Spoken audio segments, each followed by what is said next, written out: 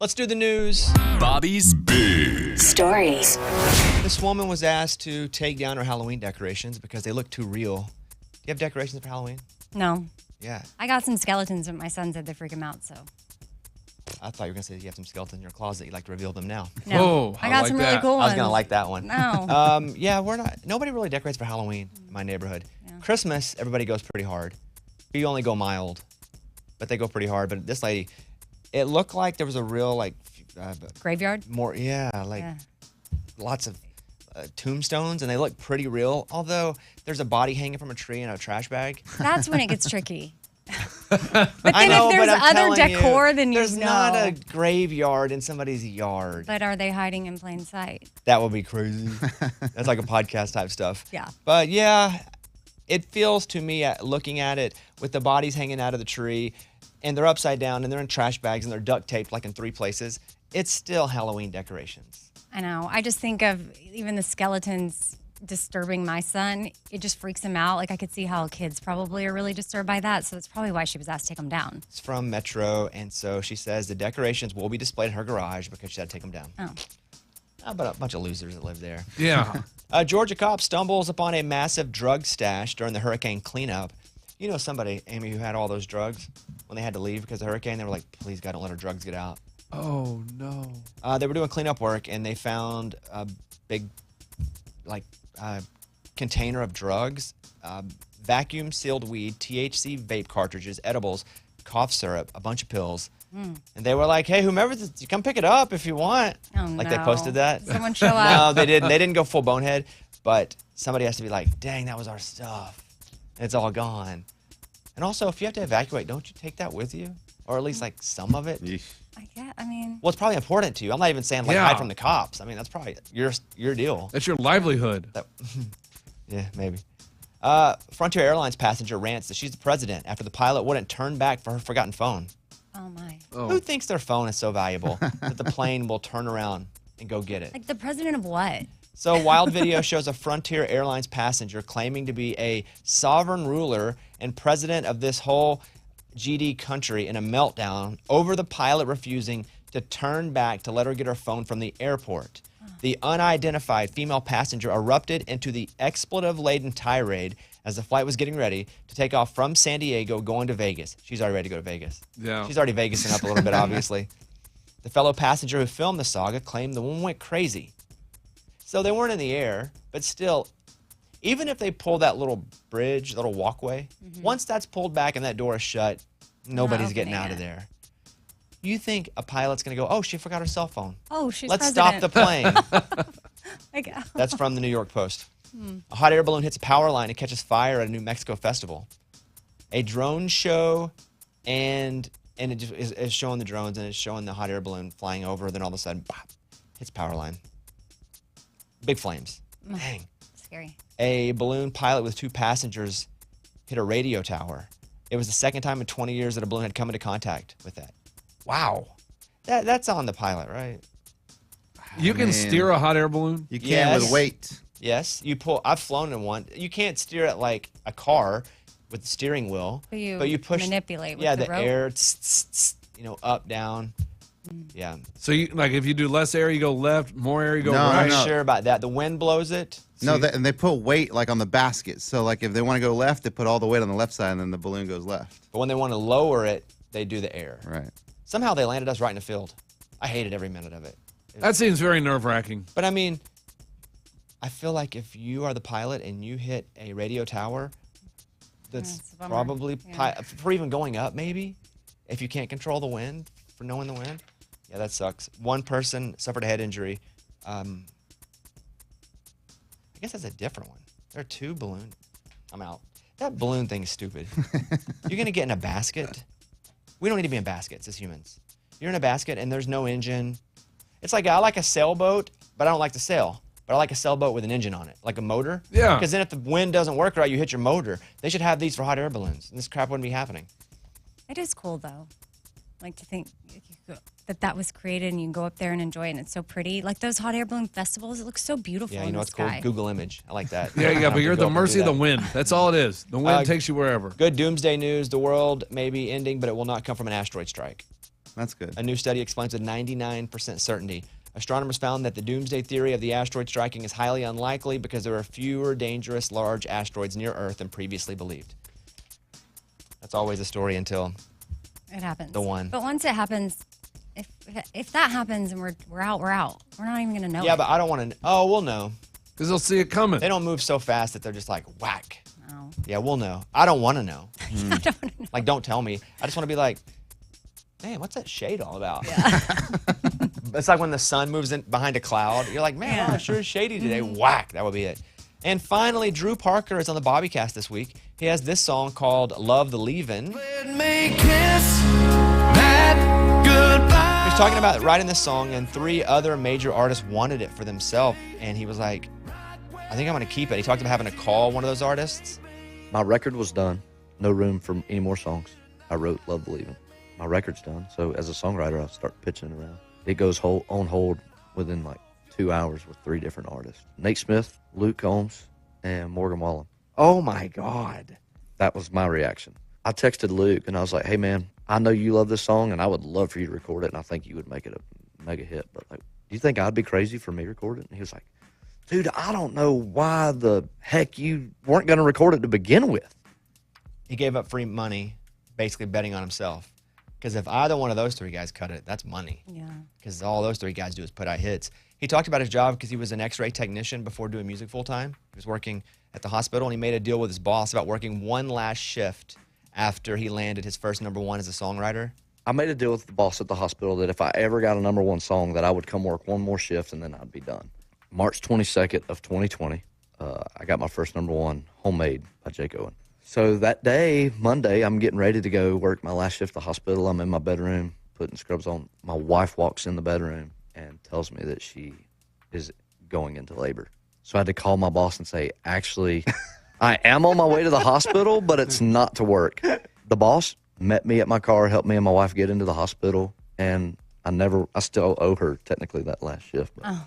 But as the song was That's climbing the awesome. charts, he was still working at the hospital as an x-ray technician. Wow. Isn't that crazy? Drew Parker, check it out on the latest Bobbycast. Go search for the Bobbycast wherever you podcast. All right, cool. Here is Post Malone, Blake Shelton, Pour Me a Drink, Bobby Bone Show.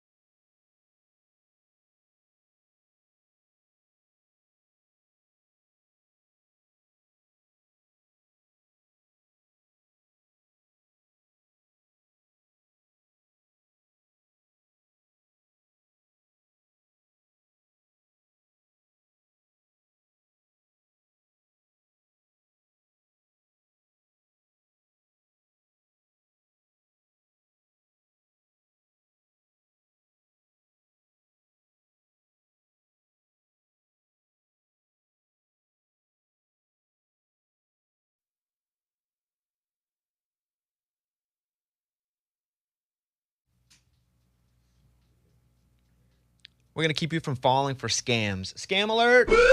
Here's one. And I think I might have fallen for this one if it would have just got to me. But this couple is wanted by police for scamming people because they claim they had a time machine. Oh. Now, for me, where I would have fallen for it is I would have wanted to go back to like see 1969 or maybe like the late 1800s. That'd have been cool. But what they were doing is they were promising to make people look younger. Oh, that Or like kind a of time machine. Yeah, like that. I'm like, I'll pass. But can you take me to 1969? A lot of cool stuff happened in that year. But yeah, they pulled off one of the most incredible scams in the history of mankind. They owned a therapy center. They allegedly convinced people they were aging rapidly. The people that would come in, they'd be like, you're aging rapidly because of the polluted air. And because of this time machine with oxygen therapy, we can actually make you look younger again. They made $4 million. Oh, my Wow. They goodness. made $4 million on this. I mean, is there any Validity? No, I don't think so. any at all? Amy's like, wait a minute. Extra oxygen? They offered packages of 10 sessions for $72 and $1,070 up front. So they got you hard on that $1,000 Yeah. up front and then $72 a session. Which if you pay the $1,000, the $72 doesn't feel crazy. You're like, yeah. But yeah, no, they promised them a time machine. Don't believe in time machines, especially if they want you to pay. If it's free, maybe you take a chance. Oh, okay, yeah. You know? Scam alert. That's number one. Scam alert. Go ahead. Yesterday, one of my friends, a very accomplished television and radio personality, he was on VH1, MTV back in the day, has done radio, all these high-level places. Like, I really looked up to him and still do. I still see him, and I'm like, what's up, dude? He messaged me. He says, hey, BB, hope you're well. I got an email invited to do your podcast, which was odd as they wanted to know where to send payment for doing the show. I was like, ain't nobody going to pay me to do Bobby's podcast. Here's the email it came from. And he was basically asking if it's true. I get this all the time from my friends. I'm not offering anybody money. I've never paid a single person to come on a podcast. Don't fall for it. Wow. It's a scam alert. Scam alert. I'm not paying anybody to be on the podcast. Scam alert. And that's somebody who's like, for real. Yeah. Like who gets asked to do stuff. Yeah, that's crazy. Eddie, you have one? I do. I got an email from Venmo, and it said that somebody is signing in your Venmo from another device.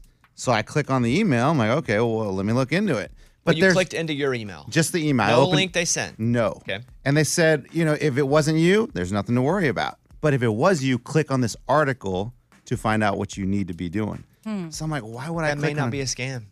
Well, but No, why would I he click on doesn't an need to click article? on an article. Hold on. Let me hear it. You're probably right, but they're saying if it wasn't you, Nothing to do here. but they say where it was logging in from specifically. No.